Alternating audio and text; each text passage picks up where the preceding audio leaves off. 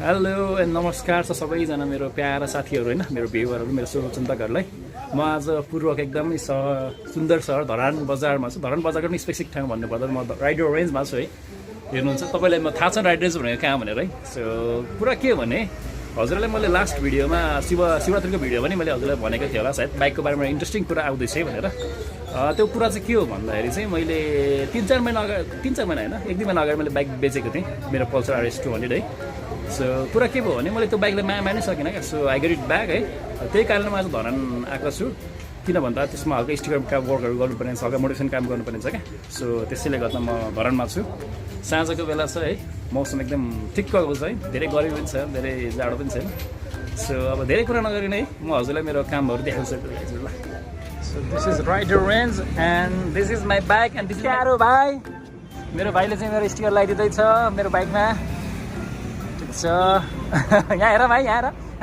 जस बाहिर रात परिसक्यो भने मेरो भाइले चाहिँ मेरो बाइक बनाइदिँदैछ है। त्यस अहिले दामी देख्न थालिसक्यो अहिले, झन् फुल सेट लाग्छ, दामी देख्छ होला। मलाई त टाइगर लेखेको चाहिँ मन परेन। सो त्यो टाइगरलाई चाहिँ हटाएर म त्यसमा अरू केही लगाइदिन्छु है। हजुरहरूलाई म एउटा नयाँ जानकारी दिन्छु है। हाम्रो सपमा चाहिँ अहिले नयाँ नयाँ सामान धेरै आएको छ है। हामीले टिकटक पेज पनि बनाएको छौँ। टिकटक पेजमा हजुरले हेर्न सक्नुहुन्छ। म टिकटकको लिङ्क चाहिँ म डिस्क्रिप्सनमा लगाइदिन्छु है। अहिले चाहिँ म ठ्याक्कै यो भानु चोकमा छु है। यहाँ फुड भ्यान रहेछ है। सो यहाँ चाहिँ म खाना लिन आएको है। क्या उता तल मेरो स्टिकर बनाउँदा हुँदैन, टाइम लाग्ने हो कि। सो त्यो कारणले गर्दा चाहिँ अब बाहिर घरमा गएर के अरे बाहिर रेस्टुरेन्ट गएर खाना टाइम नहुने पो। सो त्यही कारणले गर्दा म चाहिँ फुड भ्यानमा टेकअवे हुन्छ नि, खाना टेकअवे गर्नु लिनु आएको है। त्यो मेरो डिनर चाहिँ यहीँ छ है, बाहिर टेकअवे लिएर आएको मैले। मेरो भाइ कान्छा प्यारोले चाहिँ एक साइडको सकेर अर्को साइड गर्दैछ। यो साइडको चाहिँ सबै सकिसक्यो है, दामी देखिरहेछ। सो फाइनली मेरो बाइक रेडी भएको छ है। सफ्ट होल स्टिकर सेटअप भइसक्यो है। मेरो प्यारो भाइ खोइ, धेरै धेरै धन्यवाद मेरो प्यारो भाइ। जस्तो यति राति कति बज्छ, 8:30 भइसक्यो। 8:30 हुँदा है, 8:30 भइसक्यो र पनि मेरो भाइले चाहिँ त्यो ढिलो भयो नि गरिदिरहेको छ है। त्यसमा धेरै खुसी लाग्यो भाइ, धेरै धेरै धन्यवाद मेरो प्यारो भाइ। ओके भाइ। सो आजको लागि मेरो मोडिफिकेसन स्टिकर आजलाई यति नै हो है। भोलि म मेरो टायरहरूमा कलर लगाउँछु होइन, हल्का सानोतिरो नोटिफिकेसन के अरे सानतिनो के भन्छ सानतिनो मोडिफिकेसन गर्छु भोलि चाहिँ। सो अब बाँकी मोडिफिकेसन चाहिँ भोलि हेरौँ न गाइजहरू। Okay so this is my bike है। हजुरहरूलाई गुड मर्निङ चाहिँ आज दोस्रो दिन मेरो मोडिफिकेसन गर्नुपर्ने छ हल्का टायरहरू है। सो म मेरो साथीको ग्यारेजमा जान्छु है। माथि अलिक ओपन स्पेस है, त्यहीँ स्प्रे गर्नु मजा हुन्छ, खुल्ला छ। So after a long while riding our own bike.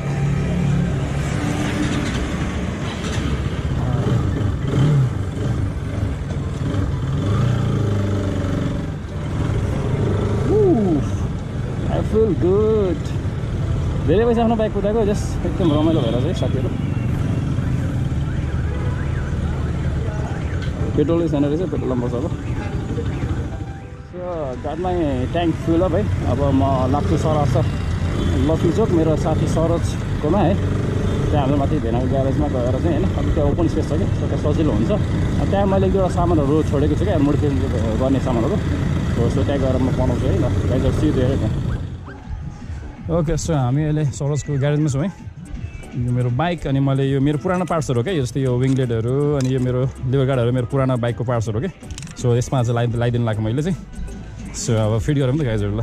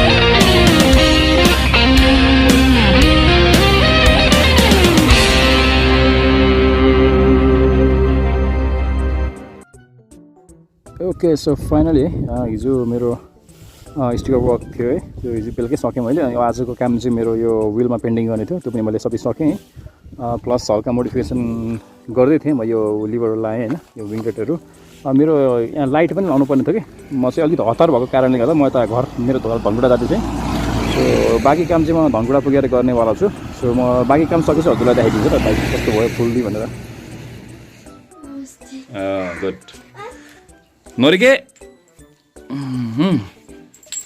So आज हाम्रो डे 3 है मेरो बाइक मोडिफाइड गर्ने तेस्रो दिन है खास एकै दिनमा हुने काम चाहिँ म 3 दिन लागिसक्यो फर्स्ट दिन चाहिँ मैले मेरो बाइकमा स्टिकर्सहरू लगाएको थिएँ अनि हिजो मैले पेन्टिङहरू गरेँ सो आज लास्ट काम भनेको चाहिँ मेरो यो स्प्रिङ डलहरू लाइटहरू लाउने काम छ है मम्मी कैसा है मेरो बाइक ठिक छ राम्रो छ ल ठिक छ ल अब हाम्रो मेरो लास्ट काम सुरु गरौँ है त ल साथीहरू ल सो फर्स्ट थिङ चाहिँ म यो स्प्रिङ डललाई यहाँनिर यसरी सेटअप गर्छु है हजुरहरूलाई म बनाइसकेपछि देखाउँछु त गाइजहरू ल सो गाइजहरू मैले चाहिँ मेरो स्प्रिङ डल सेट गरिसकेँ सो अब नेक्स्ट स्टेप भनेको चाहिँ म यो स्टिकरहरू लाउँछु है यो डिगल्सको मलाई कुनै कुरा मन परेको छैन जस्तै यहाँ टाइगर्स लेखिरहेको छ यहाँ टाइगर लेख्दै मैले छोपिदिरहेको छु होइन यहाँ पनि भयो भने पुग्यो भने म थोरै स्टिकर लगाइदिन्छु अनि यो पार्ट्स एकदम ब्ल्याङ्क देखिरहेको छ नरम देखिरहेको छ क्या सो म यता त्यही स्टिकरहरू लगाइदिन्छु है ल सो म स्टिकर लगाइसकेपछि हजुरलाई देखाइदिन्छु कस्तो हुन्छ साथीहरू मैले चाहिँ मेरो है स्टिकरहरू लगाइसकेँ यो छोप्नु पर्ने थियो यो छोपिदिएँ होइन यहाँ ब्ल्याङ्क थियो प्लस यहाँ पनि हुन्छ नि भित्र टाइगर लेखेर त मैले छोपिदिएँ क्या मैले यो स्टिकरले अनि यहाँ पनि लगाइदिएँ अब सो अब त्यसपछि मेरो अन्तिम फाइनल काम भनेको चाहिँ मेरो यहाँ सकअप लाइट लाउने है त्यसको लागि चाहिँ मैले सिट खोल्नुपर्छ मैले सिट खोलिसकेँ है अब म यहाँ लाइट जोडेर तपाईँलाई देखाइदिन्छु है त ल सो फाइनली मैले चाहिँ मेरो त्यो सकअप लाइट फिट गरिसकेको छु है हजुर हेर्न सक्नुहुन्छ मैले पार्किङ लाइटमा चाहिँ मैले यो सकअप लाइट इन्स्टल गरेको छु अहिले त दिउँसो त राम्रो देख्दैन भरे राति चाहिँ राम्रो देखिने चाहिँ हजुरलाई म कुनै दिन या भरे बेलुका कहिले हुन्छ हजुरलाई म बाल्दै देखाइदिन्छु है सो हेयर इट इज है मेरो फाइनल लुक्स मेरो बाइकको आज फाइनली 3 दिनपछि सकेँ मेरो काम एक दिनमै हुने काम मैले यो स्टिकर्सहरू लाएँ होइन यो प्लस यो स्प्रिङ डल एज वेल एज मेरो यो लाइट सक लाइट होइन so it took me 3 days to complete my modification work केही छैन ठिकै छ ल मेरो बाइक चाहिँ है साथीहरू ल अब रोडमा भेट्यौँ है हामी गाइज अर्को नेक्स्ट ब्लगमा so till then please take care have a good day stay safe है अर्को ब्लगमा भेट्यौँ न गाइजहरू ल I was there when I needed someone who wasn't getting over you. When I move to the side, when I move, call you mine, and I know what you're feeling. I'ma take you for a ride, let me take it off your mind, 'cause you know it's a season.